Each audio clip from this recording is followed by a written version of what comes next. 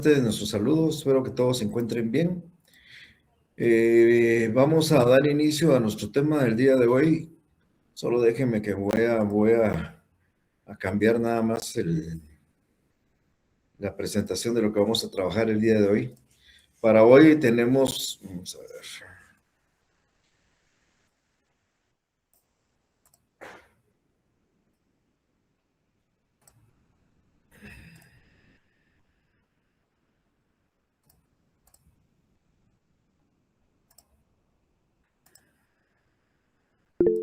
Deme un segundo, por favor.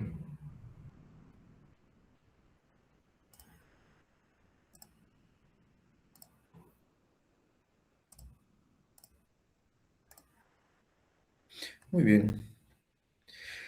Bien, como pueden ver, vamos a hablar hoy de la demanda. El día martes estuve explicando a ustedes el trámite del juicio ordinario en términos muy generales.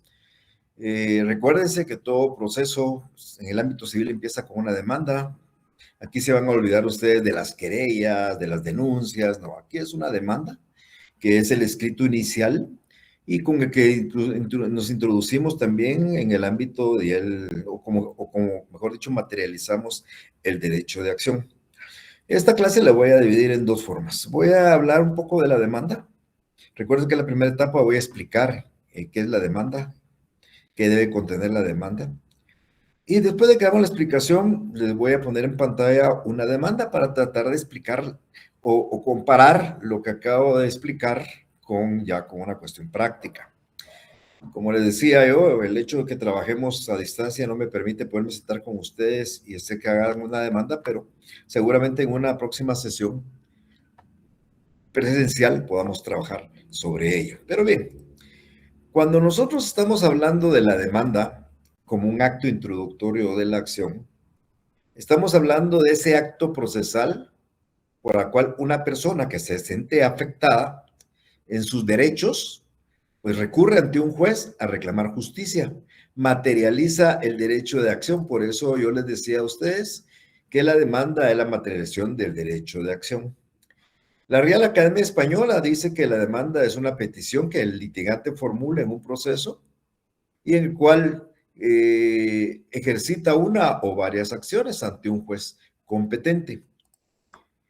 La demanda es típica de un proceso laboral, es típica de un proceso civil. En el ámbito penal, pues tiene una relación de querella o la denuncia, que es lo que presenta cualquier persona en particular. Para definir la demanda, podemos decir que es un acto introductorio de la acción, por la cual, mediante relato de hechos, hay que relatar los hechos, y por supuesto invocar el derecho en el cual se respaldan los hechos, nosotros determinamos una pretensión. Miren, en esta definición tan sencilla, estoy casi dándoles a entender que tiene una demanda. Yo tengo que ir a contarle al juez cuáles son los hechos y tengo que decirle cuál es el derecho que a mi criterio me ampara. Y el juez, basado en eso, si efectivamente los hechos se encuadran en el derecho, va a acceder a mis pretensiones. Yo les voy a poner un ejemplo a ustedes en un momento, que es el que tengo yo listo para presentar en la pantalla, de un juicio de daños y perjuicios en virtud de daños ocasionados a un vehículo. Entonces yo tengo que explicarle al juez en qué consistieron los hechos, qué daños se ocasionaron y encuadrarlo en una norma en el cual diga que efectivamente la persona que me causa daños tiene que cubrirlos. Si en el proceso yo demuestro que efectivamente la persona me causó daños, el juez va a aceptar mi pretensión. Normalmente manejamos esto como que fuera un silogismo. Hay una premisa mayor, que son el derecho, una premisa menor, que son los hechos, y se encuadran, hay una conclusión. Así más o menos como se trabaja en los silogismos. De hecho, en el ámbito de hace muchísimo tiempo, en el derecho procesal, realmente el mecanismo para dictar una sentencia está basado en un silogismo. Recordemos que es a través de la demanda que nosotros le damos a dar inicio al proceso. Y es a través de la demanda que damos inicio a la instancia. Recuérdense que hay dos instancias. La demanda da inicio a la instancia, a la primera instancia. Ya sea ante un juez de paz, ya sea ante un juez de primera instancia, pero da inicio a la instancia. Y comienza a moverse la actividad jurisdiccional porque estamos materializando el derecho de acción. Por consiguiente, es a través de la demanda que el órgano jurisdiccional comienza a trabajar.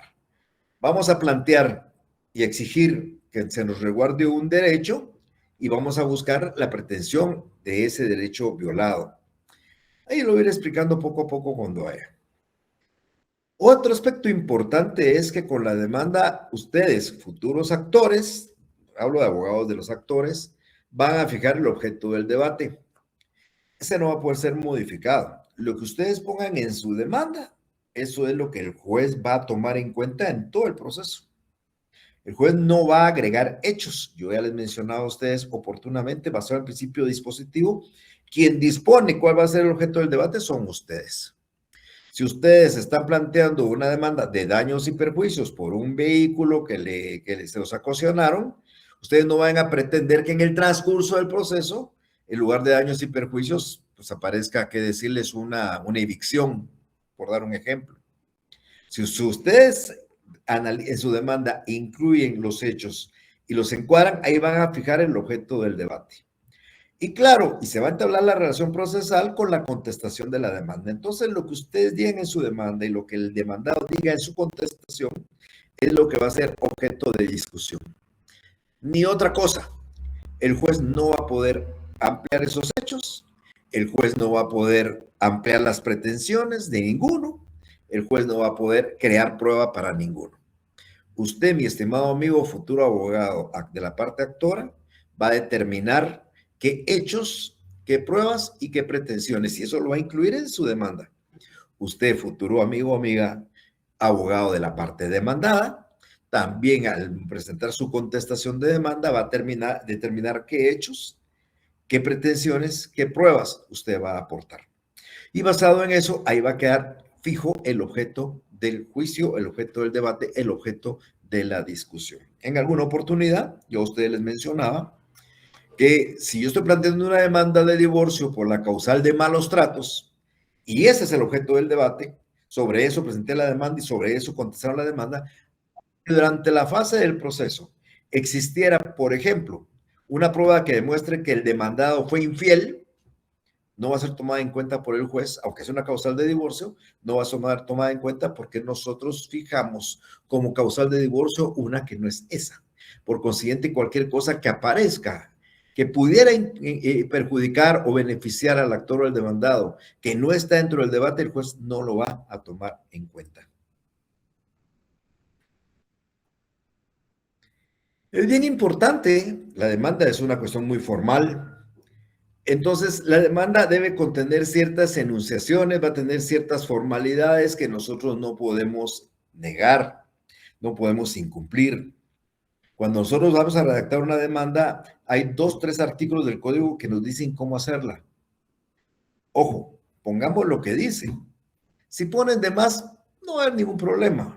El problema va a ser si ponen de menos. O sea, si hay algo que la ley exige y ustedes no lo hacen, lo más seguro es que el juez la vaya a repeler, vaya a rechazarla. Y si el juez no la rechaza, existe la posibilidad de que la parte contraria plantee un medio de defensa alegando ese defecto en la demanda. Entonces, la demanda va a cumplir ciertos requisitos, ciertas formalidades, ciertas enunciaciones que vamos a tener que cumplir. Recuérdense el principio de legalidad. Hay que hacerlo como la ley dice. Reitero, pueden agregar algo aquí, voy a explicar algunos ejemplos, algo que se pueda agregar. No va a haber ningún problema en que estuviera de más. El problema va a ser que esté de menos. Veamos cuáles son los requisitos de la demanda. Es bien importante resaltar que ese escrito de demanda realmente tiene 3 partes. Así lo vamos a poder entender nosotros un poquito más fácil. Va a tener una parte introductoria, va a tener un cuerpo y va a tener un cierre. La demanda normalmente lo consideran muchos autores el proyecto de la sentencia. Lo que ustedes pongan en su demanda va a ser el proyecto de sentencia del juez. Por ende, es que el juez no puede extralimitarse e incluir pruebas que ustedes no le hayan ofrecido y propuesto y diligenciado, e incluir hechos que ustedes no han alegado, en incluir pretensiones que ustedes no han pedido. Por consiguiente, la demanda que ustedes hagan va a ser el proyecto de la sentencia del juez.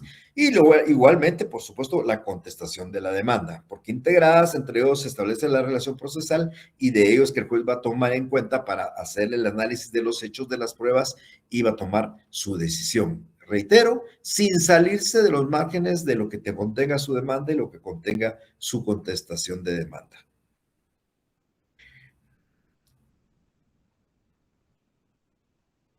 Entonces, los artículos importantes para manejar esto, ya cuando nosotros hagamos un examen y ustedes puedan utilizar su código, puedo preguntar esto. Los artículos fundamentales es el artículo 61 y el 106. El artículo 61 nos dice que contiene un primer escrito y el 106 nos dice que contiene la demanda. Hay una pequeña variación. O sea, uno lo que hace, el 61 contiene todo y el 106 le incorpora algo más a la demanda. Pero también hay algunos aspectos que regula el artículo 63 y el 79 del mismo cuerpo legal, es decir, el Código Procesal, que también voy a explicar. El artículo 61 nos dice casi todo. Ustedes agarren su artículo 61, lo van a leer y van a encontrar todos los requisitos que dice el artículo 61 que hay que cumplir. Y cuando lo comparan al artículo 106, van a encontrar que hay un par de cosas en el 106 que no lo dice el 61 y que hay que incorporar para tener y preparar nuestra demanda. El artículo 79 y 63 nos agregan cosas que también se incluyen en la demanda, como artículos específicos que también voy a explicar. Empecemos por la introducción. Cuando nosotros hablamos de la introducción de la demanda, estamos hablando de una especie de presentación. Miren, yo alguna vez puse este ejemplo, no viene al caso mencionarlo, pero creo que nos puede ayudar para entenderle su oportunidad. Si nosotros llegamos a una reunión y encontramos a un juez, pensemos que el asunto, queremos contarle al juez qué pasó. Nosotros lo primero que hacemos es llamar al juez. Por ende, una demanda lo primero que tiene es la asignación de un tribunal. Señor juez de primera instancia ramo civil del departamento de Zacatepeques, señor juez de paz civil del municipio de Villanueva, nosotros nos tenemos que dirigir a un juez, pero al juez competente, ¿verdad? Claro, pueden mencionar un juez incompetente y lo pueden presentar, pero corren el riesgo de que se les pida, si el juez la rechace, declare que no es competente o que la otra parte alegue la incompetencia del juez. Pero el primer requisito de la demanda es dirigirnos a donde queremos dirigirnos. Actualmente hay centros de distribución de demandas. Aquí en el departamento de Guatemala hay uno y en Villanueva creo que hay otro, donde uno pues presenta, como hay varios juzgados, por eso se distribuyen. En Guatemala, por ejemplo, recuerdo yo que hay 15 o 16 juzgados de primera instancia de ramo civil, no estoy en un momento seguro del número, y hay 8 o 10 juzgados de paz civil. Estoy hablando en el municipio de Guatemala, juzgados de paz civil, y en el departamento de Boa y juzgados de instancia civil. Antes, uno se dirigía al juzgado, uno ponía señor juez primero en primera instancia, o señor juez segundo en primera instancia, o señor juez tercero. Todos los jueces del departamento de Guatemala tienen la mismísima competencia. ¿Por qué están distribuidos en números primero, segundo, tercero? Por cuestiones de división de trabajo. Pero como antes no existía un centro metropolitano de distribución de demandas, pues uno se iba y presentaba la demanda donde estaba el juez de más de su confianza, o el juzgado que mejor trabajaba, o el juzgado que tenía más conocidos. Bueno, eso dependía de cada quien. Hoy no. Hoy ustedes van a la capital, aquí en la capital, presentan la demanda en el centro de distribución y el centro de distribución distribuye las demandas en una forma equitativa, de tal manera que él distribuye las demandas y usted, después de haberla presentado, sabrá qué juez es el que le corresponde conocer de su asunto. Ha llegado al extremo del trabajo en este momento que muchos tribunales, el juzgado primero, el juzgado segundo, son ahora juzgados pluripersonales. Es decir, en el juzgado primero no hay un juez, hay 3 jueces. Entonces hay juzgado primero, pero este es el ramo civil, juez 1, juez 2 o juez 3. Pero bien, eso lo van a ir aprendiendo, pero lo que más quiero que aprendamos es que el primer elemento que hacemos en nuestra demanda es designar el juez a que nos dirigimos. Luego comparecemos nosotros identificándonos. En el caso muy particular, me voy a poner de ejemplo yo, dice la ley que tengo que poner mi nombre completo y apellidos. Por ejemplo, yo me llamo Mario Estuardo Gordillo Galindo. Normalmente me llamo Mario Gordillo. Pero mi nombre es Mario Estuardo, nombres propios, Gordillo Galindo, apellidos de mis padres. Es obligación. Si ustedes me ponen Mario X, no es la misma persona. Aunque ustedes saben que hay formas de hacer una identificación de persona, pero eso no es el tema en este momento. En este momento, la ley le exige que usted ponga el nombre suyo, y estoy poniendo un ejemplo. Yo, claro, estoy hablando del nombre del actor, ¿verdad? Ojo, nombre del actor, no estoy hablando del nombre del abogado del actor, el nombre del actor. Tenemos que poner la edad, el estado civil, la nacionalidad, la profesión, oficio y el domicilio. Acá estamos hablando de atributos de la personalidad. La persona tiene un nombre, lo está pidiendo, tiene una capacidad, por eso se pide la edad, para saber si es una persona mayor o menor de edad y si tiene capacidad de ejercicio. Un estado civil, que la realidad es que comprende muchas cosas, pero aquí hay que entenderlo como la calidad de ser casado, soltero o unido.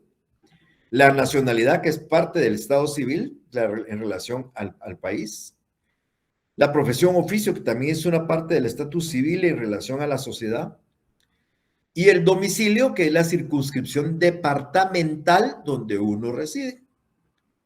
Mi nombre es Mario Estuardo Gordillo Galindo. Tengo 64 años de edad.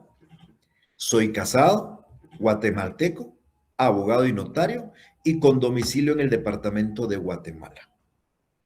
No con domicilio en el municipio de Guatemala, ni no con domicilio en la primera calle 3-40 de tal zona. No. Domicilio es la circunscripción departamental. Recuérdense que el domicilio es un atributo de la persona donde la persona ejerce derechos y contra obligaciones y que tiene relación con el departamento. Entonces, usted no es domiciliado en un municipio ni es domiciliado en una residencia, es domiciliado en un departamento. Luego de esto, en la parte introductoria, o sea que voy a decir, señor juez, primero pensar ramo civil del departamento de Guatemala, me voy a identificar y voy a indicar lugar para recibir notificaciones. Señalo como lugar para recibir notificaciones y señalo mi oficina profesional, aunque ahora la ley nos permite, y de hecho ya es casi una obligación, indicar un casillero electrónico, porque ahora pues ya saben ustedes que las diligencias van a poderse realizar en forma electrónica. Pero hay que indicar un lugar donde ustedes van a recibir sus notificaciones. El Código Procesal Civil en el artículo 79, que es donde obliga a señalar lugar para recibir notificaciones, por eso lo tengo yo puesto ahí, indicaba que el lugar era dentro del perímetro de la población. Si ustedes no indican el casillero electrónico, hay que indicar un lugar dentro del perímetro de la población, quiere decir en el área de la población, en el área vigente de la población. Denme un segundito que tengo a alguien por ahí que quiere entrar. Ok. En el departamento de Guatemala, perdón, en el municipio de Guatemala, el Código Procesal Civil sí dice un perímetro. Dice que el perímetro es de la primera a la 12 avenida y la primera a la 18 calle de la zona 1. Ese era el perímetro, imagínense, desde 1964, donde la ciudad era muy pequeña, el perímetro de la zona 1. Entonces ustedes podían señalar la casa de quien fuera en ese perímetro. Pero la ley también establece que si es la oficina de un abogado, sí puede ser fuera del perímetro. Por ejemplo, mi oficina está en la zona 10, yo puedo señalar mi oficina en la zona 10. No debo cumplir con el perímetro de la zona 1 que dice la ley porque es oficina del abogado auxiliante. Podría tener mi oficina en la zona 5, en la zona 4, que es válidamente aceptable. Lo que no puedo hacer es poner mi casa en la zona 1, o perdón, en la zona 6, en la zona 7, si no es la oficina del profesional.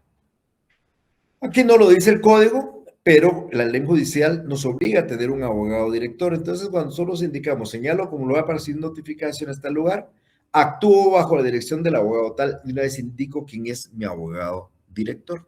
Eso lo vamos a ver cuando veamos ya la demanda que les voy a presentar.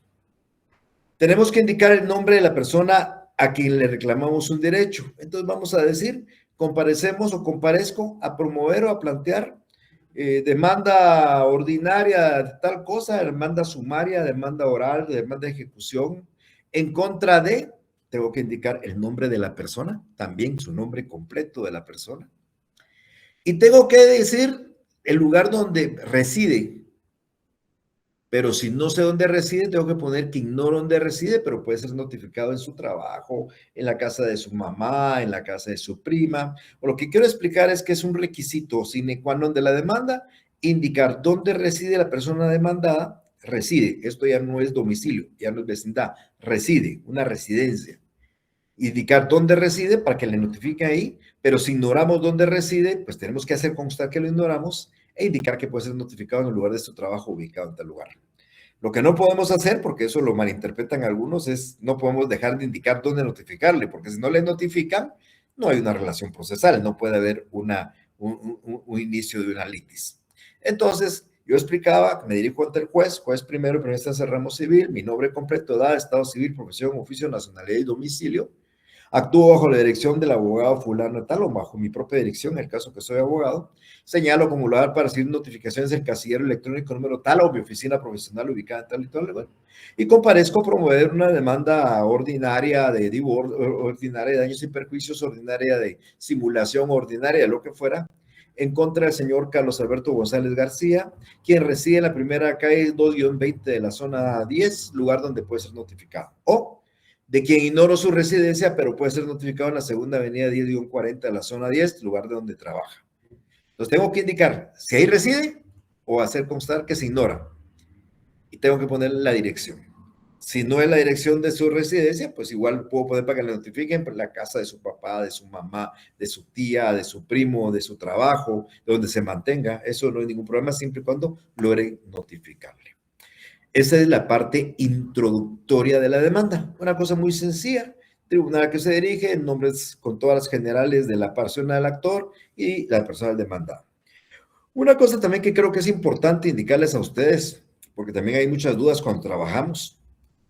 No se incluye el DPI. En ningún momento me están pidiendo el documento personal de identificación. Muchos lo ponen, no entiendo por qué. Posiblemente en las querellas penales les han enseñado a ponerlo, pero el Código Procesal Civil no habla de ningún documento de identidad del actor. Si ustedes lo ponen, está de más. No va a tener ningún problema, pero jurídica y técnicamente la ley no lo exige. Entonces yo no puse mi nombre, mi edad, mi estado civil, no puse mi número de documento de identificación porque la ley a mí no me lo está exigiendo. El cuerpo de la demanda tiene varias partes. Lo primero es una relación de hechos. Aquí van a explicar ustedes por qué comparecen, cuál es el motivo. Los hechos que a ustedes los motivan a llegar ahí porque alguien no les pagó, porque alguien les chocó, porque hay una causa de divorcio, porque no le ha pagado alimentos, porque quieren declarar una paternidad, porque quieren declarar un derecho, pero hasta toda la explicación de los hechos. ¿Verdad? En un divorcio contraje matrimonio con la señora fulana de tal, no procreamos hijos, no adquirimos bienes, pero la señora me causa malos tratos y el día tal con un sartén me pegó en la cabeza y por ende vengo a pedir el divorcio. Por decir algo, estoy hablando de temas muy rápidos y muy generales, muy cortos, pero ahí digo una relación de hechos. El día tal, el perro del vecino se acercó y me dio unas grandes mordidas que me hizo ir al hospital y en el hospital me hicieron un tratamiento y tuve que gastar 5,000 quetzales, como se prueba con la factura que acompaño, y por esa circunstancia demando a la señora que es la dueña del perro para que me pague los 5,000 quetzales en concepto de los daños causados por la mordedura de su perro. Estoy poniendo ejemplos, como les digo, a veces es importante tener toda la vista y los documentos para hacer una mejor redacción de hechos, pero yo estoy dando solo ejemplo. La primera parte, le explico al juez los hechos. La segunda parte es un fundamento de derecho. Tengo que encuadrar eso con el derecho. ¿Habrá alguna norma objetiva que establezca lo del divorcio y las causales? Si las hay, esas las voy a encuadrar en el derecho. Hay una norma que establece que los daños que ocasiona un perro hay que indemnizar. Aparece en el Código Civil. Esa norma hay que ponerla ahí para indicarle al juez que es la norma que nosotros queremos como sustento. Hay una norma que habla sobre, por ejemplo, la falta de capacidad cuando el requisito de un negocio jurídico requiere además de objeto lícito, capacidad, que no adolezca de vicio, por ejemplo, y si efectivamente la persona firmó en estado de ebriedad o drogadicta o con un arma, pues eso está en el Código Civil y el Código Civil hay que encuadrarlo. Claro que el fundamento de derecho no son las normas sustantivas, también vamos a incluir en el fundamento de derecho normas adjetivas. Por ejemplo, cuál es la vía en que se tramita el proceso que estamos promoviendo, qué es la vía ordinaria, etcétera, etcétera. Vamos a entenderlo mejor cuando veamos el proyecto. Luego, en esa misma parte del cuerpo, vamos a ofrecer nuestras pruebas. Ya les he dicho varias veces que hemos hablado, cuando estábamos hablando de las pruebas anticipadas, lo dije la última vez, es que la prueba entra legalmente al juicio si cumple 3 etapas. Y la primera etapa es el ofrecimiento de la prueba. Se hace aquí en la demanda. Miren, la contestación de la demanda tiene los mismos requisitos que esto. Por ende, la contestación, el demandado va a ofrecer prueba. En la demanda, el actor va a ofrecer su prueba. O sea, que ustedes piensan que van a rendir en la fase de prueba un documento, ofrézcanlo acá. Una declaración de parte, ofrézcanla acá. Van a ofrecer, llevar testigos, ofrézcanlo acá. Hay que ofrecer aquí las pruebas que ustedes quieran proponer ya en la fase de prueba. Si ustedes no lo hacen acá, ya no lo van a poder hacer allá, porque estarían incumpliendo el procedimiento probatorio. Entonces aquí hay también un apartado de ofrecimiento de pruebas. Y termina esta parte del cuerpo con las peticiones. Vamos a encontrar que hay dos clases de peticiones. Las más importantes son las peticiones de fondo. ¿Qué quieren ustedes? Que se declare con lugar la demanda y se declare el divorcio por la causal tal, que se declare con lugar la demanda y se declare la unión de hecho con la señora, el demandado fulano tal, que se declare con lugar la demanda y se condene al pago de tanto en concepto de daños a la señora fulana de tal. Peticiones de fondo, las pretensiones son esas. Pero antes de eso, también le pedimos al juez cuestiones de trámite. Por ejemplo, le pedimos al juez que le admita para su trámite la demanda, que tome nota del lugar para hacer notificaciones, que tome nota aquí en nuestro abogado, director y procurador, que emplace al demandado en el juicio ordinario por 9 días. Esas son peticiones de trámite, el proceso de trámite. Entonces vamos a dividir las peticiones en peticiones de trámite y de fondo, pero debe ser en términos precisos. Si yo estoy planteando un juicio de divorcio y pido que se declare con lugar la separación, ya hay una imprecisión. El juez no va a rechazar la demanda y, como les digo, si no es el juez, será la parte demandada la que alegue esa falta de formalidad. Y por último, viene el cierre del escrito de demanda. El cierre del escrito de demanda tiene cosas ya muy genéricas, pero que también hay que ponerlo porque la ley lo pide. Pide, por ejemplo, que hay que citar leyes. No es lo mismo el fundamento de derecho del cuerpo, que el fundamento de derecho yo voy a explicar el artículo, lo voy a señalar, a simplemente citar los artículos que tienen relación con este proceso. Yo he puesto de ejemplo, pero claro, no lo vayan a hacer de esa manera, que yo podría poner cita de leyes, artículo 1 al 640 del Código Procesal Civil y Mercantil y artículo 1 al 2100 y pico del Código Civil.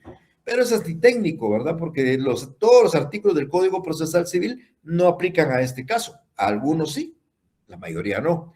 Y el Código Civil, unos cuantos sí, la totalidad casi no. Entonces, no voy a ponerlo de esa manera. Entonces, ¿qué voy a poner en esa cita de ley? Los artículos que tienen relación, por ejemplo, el artículo 61, que yo lo expliqué, el artículo 79, el artículo 62, el artículo 63, el artículo 1 que habla de la jurisdicción, el artículo de cada uno de los medios de prueba que ofrecí, el de la declaración de parte, que es el 130, el de los documentos, que es 177. Todos esos artículos que tienen relación los voy a poner en como cita. Artículo del 1 tal, todo del Código Procesal Civil y algunos otros que no son fundamentales, pero tienen relación con el Código Civil, que son derechos sustantivos, también lo voy a incluir. Termino esto poniendo el lugar y la fecha, si es Guatemala, si es Chiquimula, si es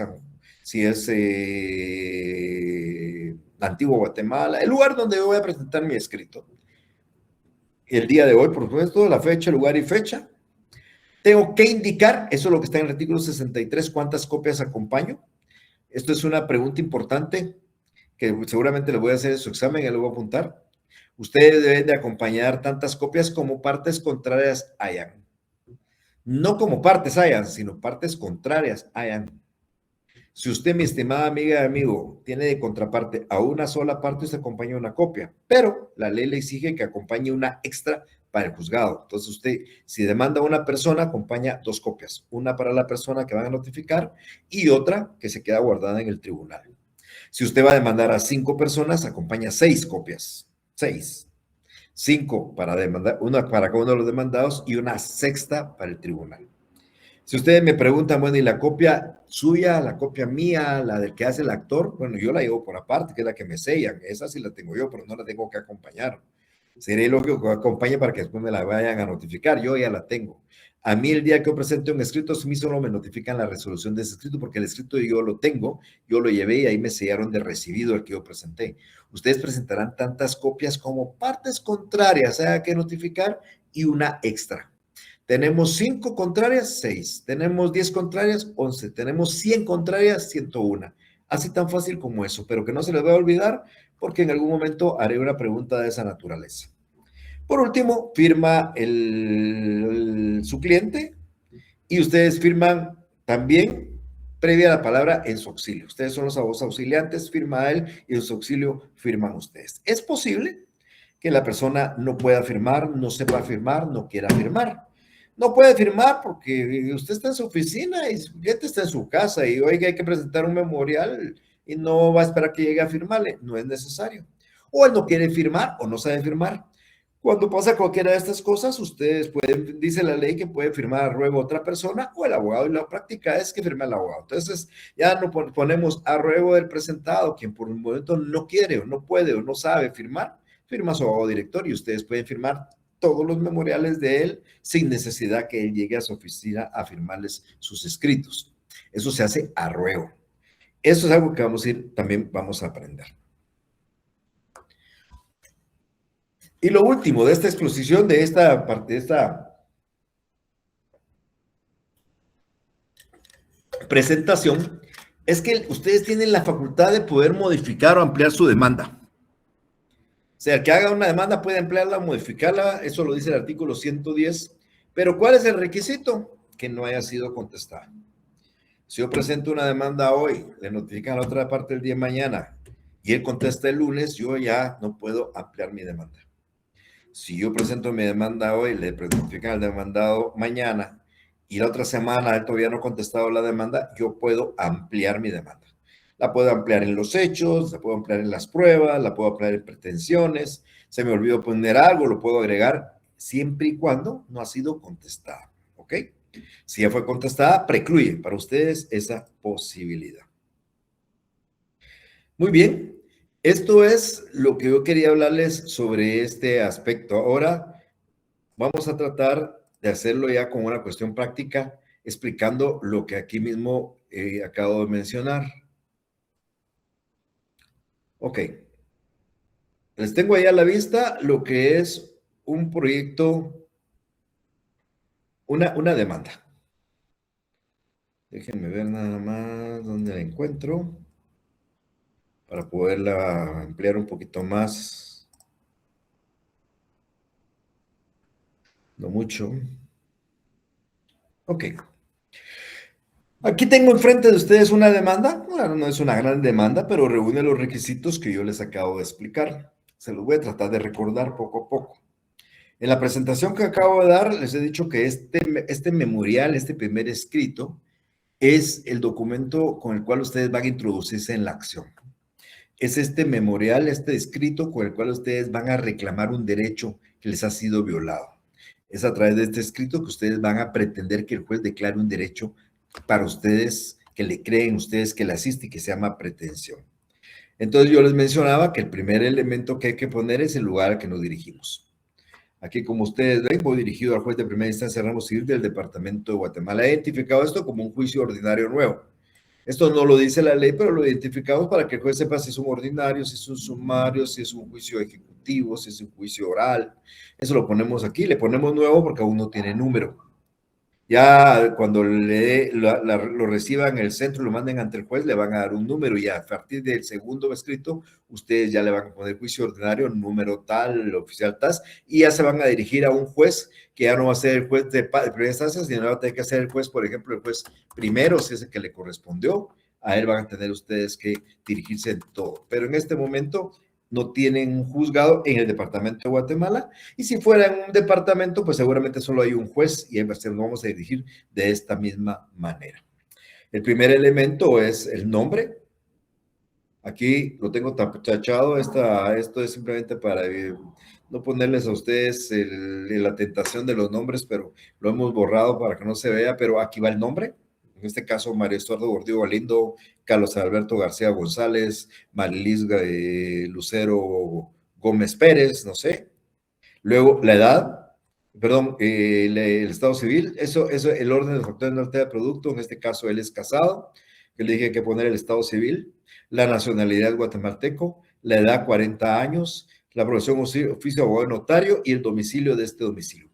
¿Por qué puso este domicilio? Porque el memorial está está dirigido al departamento de Guatemala, entonces es del domicilio de Guatemala. Si ustedes vivieran en Antigua y se dirigen a un juez de la Antigua, pues pondrán con domicilio en este departamento que es Zacatepeques. Igual pude haber puesto aquí con domicilio en el departamento de Guatemala. Puse este domicilio porque es el domicilio donde está el juez. Entonces, yo le pongo aquí una parte expositiva para incluirle esas dos partes que les acabo de mencionar. Primero le pongo que actúo bajo la dirección de un abogado director. Como esto es una obligación que dice el Poder Judicial, ustedes no pueden ir sin abogado director, o mejor dicho, sus clientes no pueden ir sin abogado director. Entonces le ponemos actúo bajo la dirección del abogado fulano de tal y señalo acumular para hacer notificaciones su oficina profesional ubicada en tal lugar de esta ciudad o el casillero electrónico. Yo puse dos opciones acá. Puede ser una de las dos, puede ser solo una, pero mi consejo de hoy en adelante es que señale siempre un casillero electrónico. Ya todos los tribunales de justicia manejan los casilleros electrónicos. Antes, pues algunos sí, otros no. Entonces, o puede poner las dos direcciones, ya sea que el juzgado le llegue a notificar a su oficina o se lo envíe al casillero electrónico. Luego le pongo objeto de la comparecencia. Comparezco por mover una demanda de daños y perjuicios en la vía ordinaria. Aquí ya le puse que la demanda es ordinaria, el juicio ordinario. En contra de la señora, tengo que poner el nombre completo de la señora, Vilma Araceli Gutiérrez González, ¿verdad? Ignoro su lugar de residencia, yo no sé a dónde reside, pero sí la puedo notificar en tal lugar. Aquí podría haber puesto, el lugar de su residencia, puedo haber puesto, siendo el lugar de su residencia tal lugar donde puede ser notificada. Si usted no conoce el lugar de su residencia, dice que lo ignoro, pero puede ser notificada en tal lugar porque sabe que ahí trabaja, ahí se mantiene, ahí está su oficina, lo que ustedes quieran. Esta parte, de acá para acá, es la parte introductoria del escrito de demanda. Tribunal al que se dirige, nombre completo del solicitante con todas sus generales, nombre completo de la persona que se reclama un derecho, se hace constar si se ignora, y aquí le he agregado, aquí están todos los demás, y aquí le he agregado el lugar para hacer notificaciones que lo exige el artículo 63 y lo que es el abogado que nos está dirigiendo que está en la ley del organismo judicial. Luego entramos ya a la parte del cuerpo y hacemos un breve relato de los hechos. Aquí les voy a dar una leída más o menos de relato de estos hechos. Todo esto no crean que es real, muchas cosas son inventadas. Pero aquí le puse yo el día 15 de agosto del año 2025, circulaba por la 12 avenida de la zona 10 de la ciudad, a media cuadra del lugar donde laboro, a bordo de mi vehículo marca tal y tal, modelo tal y tal de circulación, que es de mi propiedad, lo cual acredito con el título de propiedad que acompaña al presente escrito. La señora demandada, fulana de tal, transitaba en una camioneta marca Mercedes-Benz con placas de circulación, números tal y tal, que es de su propiedad, lo cual se acredita con la fotocopia simple del título de propiedad del vehículo indicado. Y se me atravesó en ambos, y ambos nos vimos en la necesidad de parar bruscamente para evitar un accidente. A consecuencia de la imprudencia de la señora fulana de tal, nos bajamos de los vehículos y tuvimos una prolongada y fuerte discusión en el lugar anteriormente mencionado, de lo cual no logramos llegar a ningún acuerdo. Al finalizar mi jornada laboral, en ese mismo día, bajé al parqueo que se encuentra en el sótano del edificio donde laboro para retirarme y al darme cuenta encontré mi vehículo con todos los vidrios quebrados, con rayones en todo el vehículo, con las llantas pinchadas y varias abolladuras. Se acompañan 10 fotografías del estado del vehículo. A consecuencia de esto, muy consternado por la situación, acudí al gerente de seguridad del parqueo, quien junto con mi persona revisamos las cámaras de seguridad y en los videos de ese día se pudo apreciar que los daños fueron ocasionados por 3 personas de sexo masculino que se bajaron del vehículo tipo camioneta propiedad de la señora fulana de tal, o que en ese mismo día, en horas de la mañana, tuvimos un percance anteriormente mencionado. En virtud de lo anterior, me vi obligado a recurrir a la Agencia Automotriz Excel de Guatemala para hacer una cotización para la reparación de los múltiples daños que le fueron accionados a mi vehículo, a lo cual el monto de tales reparaciones suma la cantidad de 53,250 quetzales y el plazo de un mes para realizarlo. A causa de esto, me vi la necesidad de hacer uso de transporte de taxis de la empresa Taxis Rápidos S.A., quienes me brindaron el servicio de transporte diario para presentarme a mi lugar de trabajo. De dicho servicio, se me cobró la cantidad de 90 quetzales por día, ida y vuelta, lo que sumó la cantidad de 2,700 quetzales por mes, de que hice uso del servicio mencionado, lo cual puedo probar con las facturas adjuntas al presente memorial. Asimismo, mi hijo menor, fulano de tal, también se vio afectado por la falta de transporte en el hogar, por lo que me di la necesidad de solicitar un servicio de bus escolar por un mes, del cual la factura expiraba expedida sería por la entidad de servicios del bus Los Andes S.A., fue por un monto de 550 quetzales exactos, lo cual acredito con la factura adjunta presente escrito. Por lo que a consecuencia de estos daños y perjuicios, de los que no solo mi persona se ve afectada, sino también mi familia, promuevo la presente acción en contra de la señora fulana tal, pretendiendo el pago de los daños ocasionados al vehículo de mi propiedad, así como los perjuicios y el tiempo que estuve privado del uso del vehículo. Si ustedes se dan cuenta, esto queda muy claro en la explicación. Unas personas le hicieron daños al vehículo, circulaban él y él está cobrando a la señora los daños ocasionados a su vehículo. ¿Existirá una norma que regula eso en el Código Civil? Existe. Si no existiera, no voy a poder plantear la acción, pero sí existe una norma de esas, como más adelante vamos a ver. Tenemos que hacer un anuncio de la prueba, un ofrecimiento de la prueba.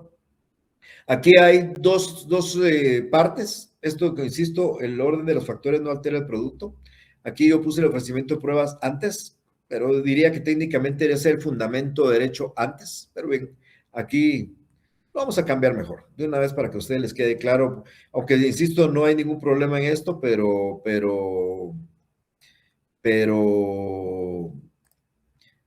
técnicamente es que hagamos los hechos y el fundamento de derecho. Entonces, aprovechando, vamos a cambiarlo acá. Entonces, después de la relación de hechos que he explicado, que creo que quedó un poquito clara, entonces le doy al juez el fundamento de derecho. Si ustedes ven acá, le pongo el artículo 1645 del Código Civil, establece que toda persona que cause daño o perjuicio a otra, sea intencionalmente, sea por descuido o imprudencia, está obligado a repararlo, salvo que demuestre que el daño o perjuicio se produjo por culpa de negligencia excusable de la víctima. Para mí ese es el artículo que cuadra con el hecho que he mencionado. Y en su artículo 1648 dice que la culpa se presume, pero esta presunción admite prueba en contra. De tal manera que hay una presunción de culpabilidad. La señora es culpable, es algo que pruebe lo contrario. El perjudicado solo está obligado a probar el daño o perjuicio sufrido. Eso quiere decir que yo solo tengo que probar que me hicieron daños en el vehículo. Ella tendrá que probar que no fue culpa de ella, tendrá que probar que la culpa es mía, pero bueno, eso sí. Y luego hago cita de un artículo procesal, el artículo 96 del Código Procesal Civil, que dice, las contiendas que no tengan señalada tramitación especial en este código se ventilarán en juicio ordinario. Yo he explicado a ustedes hace unos minutos que en juicio ordinario se ventila todo lo que no tenga un trámite especial. Entonces, con esto yo ocupo el fundamento de derecho. Quiero decirles que es más amplio hacerlo y quiero comentarles también que muchas veces no pueden hacerlo de dos maneras. Pueden transcribir la norma, como está en el Código Civil, en el Código Procesal Civil, transcribir la norma en el fundamento de derecho, o simplemente hacer un relato que tenga relación con la norma. Eso no importa. Por ejemplo, aquí puse yo el artículo 1645 del Código Civil, establece que, lo puse entre comillas porque estoy citando textualmente la norma, pero pude haber puesto el artículo 1645 del Código Civil, establece que las personas que cause daño a otra está obligada a repararlo. Estoy citando el artículo y diciendo lo que dice el artículo. De las dos maneras no hay ningún problema para hacerlo. Ese es el fundamento de derecho que ustedes tienen que encuadrar con los hechos, porque no voy a poner un fundamento de derecho de daños aquí y estoy reclamando y estoy planteando un juicio de alimentos. Si estoy planteando un juicio de alimentos, las normas sustantivas serán las que se refieren a alimentos acá. Si estoy hablando de un juicio de declaratoria de nulidad de un testamento, los artículos que dicen cuándo un testamento es nulo. Así tengo que manejar. Y como les decía, luego viene el ofrecimiento de la prueba. Aquí es un anuncio. Van a ver ustedes en su oportunidad que aquí la única prueba que sí debemos de acompañar, porque ya existe, es preexistente, en la prueba de documentos. Y aquí yo ofrezco documentos y ofrezco un título de propiedad del vehículo, una fotocopia simple del título de propiedad de la demandada, del vehículo de la demandada, 10 fotografías, un DVD que contiene la grabación del video, un reporte que hizo la Policía Municipal de Tránsito, prueba documental, otro video de la Policía Municipal de Tránsito, una factura de los taxis, una factura del bus, ahí acompañé prueba documental. La prueba documental, yo la anuncio y la tengo que acompañar. Tiene que ir en el memorial de demanda. Si yo necesito presentar una prueba documental que no tengo que indicar que no la tengo, pero tengo que indicar dónde se encuentra.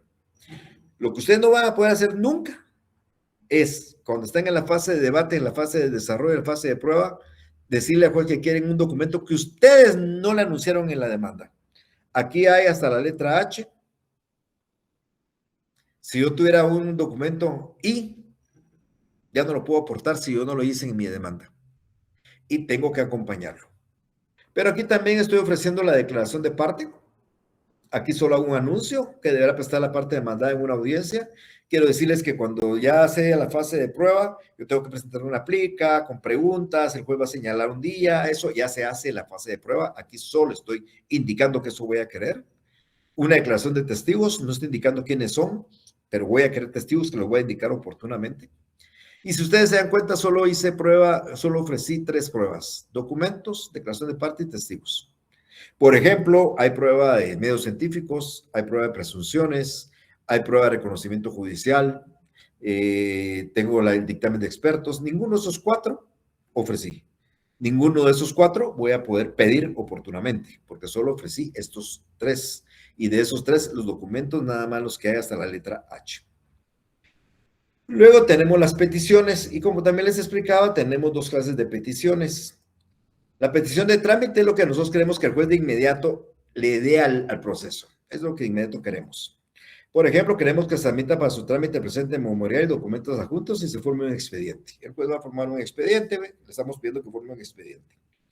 Le estamos pidiendo que tome nota del abogado que nos auxilie, el lugar para recibir notificaciones, como se lo dispusimos allá. Hay un abogado y un lugar, queremos que tome nota de eso. Queremos que tome nota del lugar donde se puede notificar a la demandada, porque indicamos dónde se le puede notificar. Queremos que tome nota de eso. Esto estamos pidiendo que se cite a la Junta Conciliatoria cuando yo hable de la conciliación en algún momento con ustedes, como una forma de evitar un proceso futuro. Yo les decía a ustedes que la conciliación no es obligatoria en un juicio ordinario, es optativa, la puede pedir usted si quiere, la puede dictar el juez si quiere, pero no es parte del proceso. Aquí lo hemos pedido para ver si es factible llegar a un acuerdo en una fase de conciliación previa al juicio. Pedimos que se le dé trámite a la demanda de daños y perjuicios por la vía de juicio ordinario, si fuera alimentos por la vía de juicio oral, si fuera un juicio de arrendamiento por la vía de juicio sumario, eso lo van a ir viendo más adelante, en contra de la señora fulana tal. Y ustedes saben que hay que emplazarla por 9 días, se lo estamos pidiendo, que se emplace la demanda por 9 días. Bajo apercibimiento contener el juicio de rebeldía a petición de parte. Aquí me faltó algo, a petición de parte y tener por contestada la demanda en sentido negativo. Ahí queda más claro. ¿Se recuerdan? Que si no llega, se declara rebelde y se tiene por contestada la demanda en sentido negativo, no afirmativo, negativo, negación tácita. Y luego tenemos una petición de fondo, que es la petición es de pretensión, esta sí ya la pretensión en general o específica, que se declare con lugar la presente demanda de daños y perjuicios en contra de la señora fulana de tal. Vamos a ponerlo mejor aquí, más bonito, porque aquí no se me da. Que al dictar sentencia se declare, A, con lugar la presente demanda de daños en contra de la señora, ¿verdad? Y B, sea condenada al pago de daños y perjuicios por la cantidad de 56,550 quetzales y el pago de costas procesales. Estas son mis principales peticiones. Estas son las peticiones por las que me hice llegar al juzgado. Es lo que yo busco, que el tribunal haga una sentencia, dicte una sentencia. Este proceso, como conlleva la obligación de pagar, este es un proceso ordinario. Miren, en el ejemplo que estoy dando, la realidad es que debe ser un juicio oral, pero lo estoy explicando como un juicio ordinario porque los montos ya variaron, ustedes ya lo saben, pero eso lo explicaré oportunamente. Olvídense de esto, que al final el monto puede haber sido un monto no determinado, sino indeterminado, pero bien, eso lo explicaré oportunamente. A lo que voy es que si ustedes quieren plantear la demanda, tienen que buscar la vía específica y aquí hacer la pretensión de fondo. La cita de leyes, que es lo que les mencionaba, me fundo en los artículos citados y aquí hay varios artículos. Este, por ejemplo, es el artículo relativo a la jurisdicción y la competencia. Este artículo es sobre las atribuciones del secretario de hacer un expediente, un archivo. Este, por ejemplo, estos de aquí para acá se refieren a las notificaciones. esto es del primer escrito y otros requisitos de la demanda. Por ejemplo, se refiere a los medios de prueba. Se refiere a la declaración de parte, declaración de testigos, todos estos, prueba documental, todo esto que están aquí. Estos artículos se refieren a la condena en costas, que también pedí ahí, del Código Procesal Civil. Y esto se refiere a los artículos relativos a los daños y perjuicios del Código Civil. Aquí indico las copias que debo acompañar, 2 copias y documentos. ¿Por qué 2 copias? Es una parte demandada y una para el tribunal, 2. Lugar y fecha, Guatemala, 19 de marzo de 2026, es firma. La firma de su cliente y la firma de ustedes que va aquí, precedida de la palabra en su auxilio. Si su cliente no pudiera firmar, no quisiera firmar, no pudiera hacer, entonces vamos a poner de esa manera, a ruego del presentado, quien por el momento no puede firmar y en su auxilio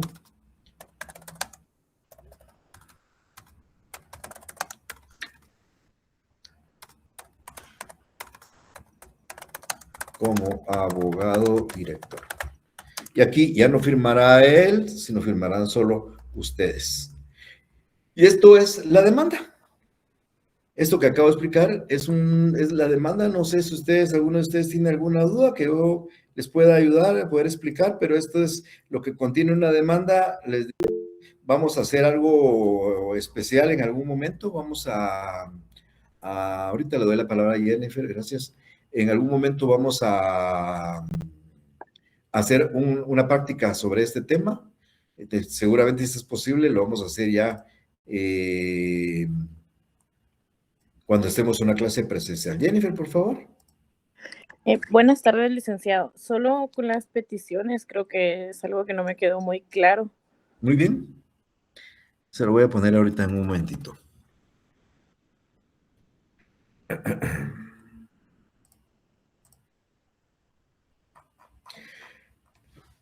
La petición importante, más importante es la petición de fondo. Esta es la petición importante. Es lo que usted busca.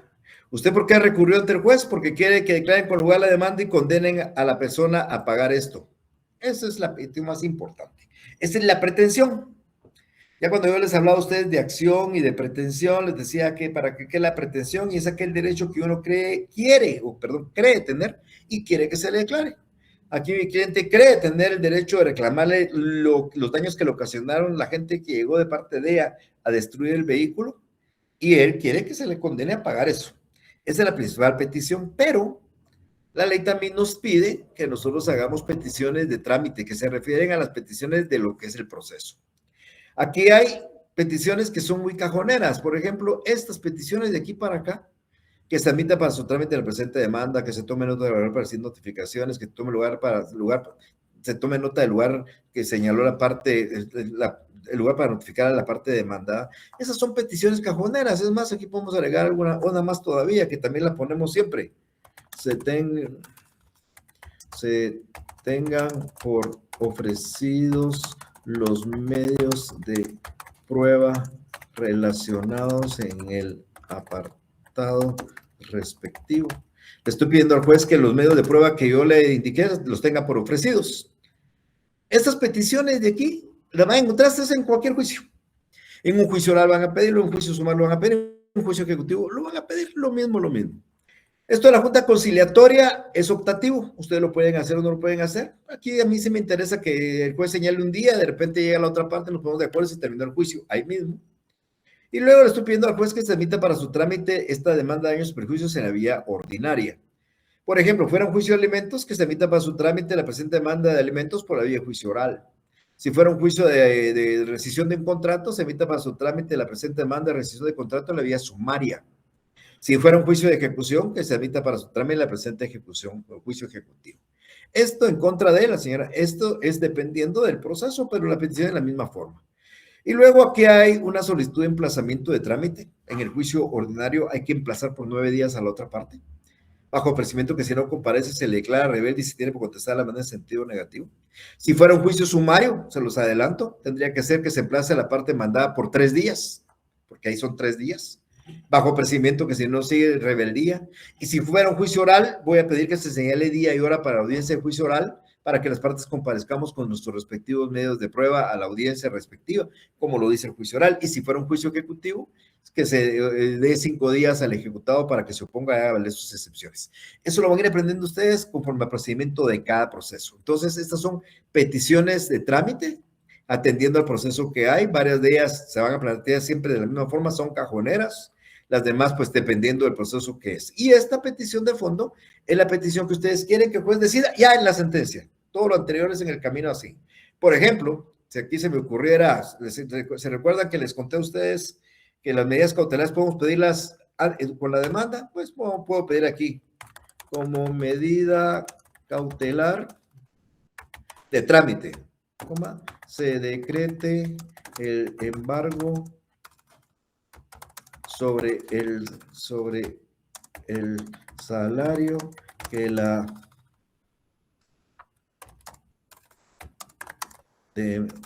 demandada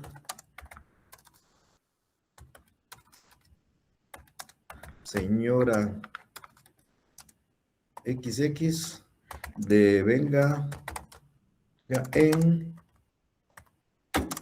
Aquí le pedí una medida cautelar. Le agregué en las peticiones de trámite una medida cautelar. 2 medidas cautelares, 3 medidas cautelares, todo esto es de trámite. Y la otra es una petición de fondo. No sé si más o menos le queda claro, Jennifer. Sí, licenciado, muchas gracias. Solo para reiterar, entonces la petición de fondo es la pretensión y de trámite es todo lo que tenga que ver con el proceso. Correcto, correcto, así es. ¿Alguien más? Giovanni, por favor. Buenas tardes, licenciado. Buenas tardes. Ahí para ver lo de la ampliación de la demanda, ¿se puede aprovechar ahí también e incluir otros medios de prueba? 1, y 2, ¿se folean el documento de la demanda, licenciado? No, la ley no exige nada de foliar el documento de la demanda. Si usted quiere, lo puede foliar.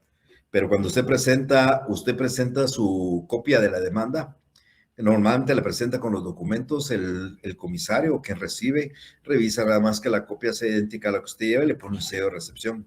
No le va a poner cuántos folios. Mire, ya vi un par de casos de jueces que exigían la foliación. Y de hecho era un caso que casualmente no llevaba yo, sino le hice el favor a una amiga que quería presentar un escrito en Jutiapa. Y la persona que le recibía le dijo que tenía que foliar. Y lo paradójico era que era un escrito de una hoja nada más, ¿verdad? Pero la ley no exige nada, absolutamente nada. Eso es una cuestión optativa suya si usted quiere foliarlo y si usted quiere ponerle al final, acompaño 2 copias y el expediente consta de tantos folios, pero eso no lo exige la ley y de hecho no debe exigírselo un juez. En cuanto a la ampliación de la demanda, como dice, para ampliar o modificar, usted puede modificar los hechos, usted puede ampliar pruebas, puede quitar pruebas, puede poner otras pruebas y puede pedir más pretensiones. En el ejemplo que yo le di, imagínense que usted se dé cuenta que además del bus y además del taxi, sucede que también perdió algunos días que no pudo cobrar. Entonces usted amplía los hechos indicando que también quiere cobrar 2,000 quetzales por eso. Amplía las pruebas, acompaña algún documento para acreditar eso. Y amplía la pretensión, en lugar de 56,000, ahora la pretensión son 60,000, por decir algo. Entonces usted puede emplearlo todo. No hay ninguna limitación para que usted pueda modificar o ampliar su demanda siempre y cuando la otra parte no la haya contestado. No digo que haya planteado excepciones, porque las excepciones previas no es contestar. Contestar es cuando niega o ya se le declara rebelde en cualquiera de estas posiciones, ¿no? Gracias, licenciado. Ok. ¿Alguien más? Creo que vamos a ver quién más tengo aquí. Stephanie, por favor. Sí, licenciado, buenas tardes. Yo más que todo tenía duda a la hora de redactar la demanda, ¿cuáles son los márgenes que se utilizan? No hay ningún margen. Lo que dice la ley, y eso lo dice la ley del impuesto de papel sellado de timbres, que ha sido modificada porque antes era en papel sellado, es que usted no puede utilizar más de 50 renglones por hoja o 25 por página. Entonces, miren, los colegas se pasan. Yo sí tengo mis márgenes, que son los mismos márgenes que yo utilizo para el protocolo, son los mismos márgenes que utilizo yo para mis demandas, pero no se habla de márgenes, lo que sí se habla es de líneas. O sea, usted no puede hacer un memorial con una hoja con 100 renglones, lo máximo son 50. Si quiere pone 50 de un solo lado, pone 25 de un lado y 25 del otro, es una decisión suya, pero lo que la ley le pide es que no sean más de 50 por hoja. Gracias, licenciado. A usted. ¿Alguien más? Muy bien. La próxima sesión de clase, el martes de la semana entrante, va a ser virtual también. Por favor, tomen nota en esto, por disposiciones de las autoridades y fundamentalmente para no tengamos problemas de pérdida de tiempo por los asuntos de la huelga de Dolores. El próximo martes nos volvemos a ver nuevamente en forma virtual con ustedes, con el siguiente tema que le voy a decir de qué se hace para aquellos que tengan el libro y quieran adelantar con eso. Vamos a hablar de las excepciones previas en la próxima sesión de clase.